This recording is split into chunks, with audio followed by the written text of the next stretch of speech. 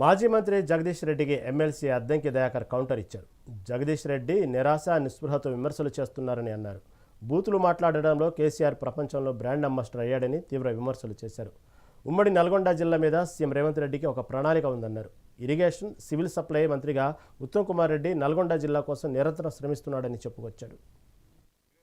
Reddy comments చూస్తుంటే లేదంటే statement చూస్తుంటే నిరాశ నిస్పృహతో విమర్శ కోసం చేస్తున్న విమర్శలుగా చూడాల్సిందే తప్పితే దాంట్లో ఏమీ వాస్తవాలు లేవు అనేది వాస్తవం.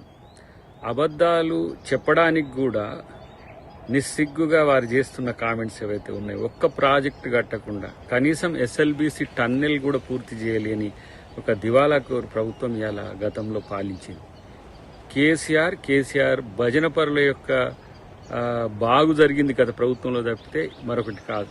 ఈరోజు ప్రతి కార్యక్రమం ప్రజల కొరకు చేస్తున్న అంశాన్ని మీరు జీర్ణించుకోలేక చేస్తున్న అక్కస్తో చేస్తున్న స్టేట్మెంట్స్గా చూడాల్సింది తప్పితే దీంట్లో కొత్తదనం ఏముంది?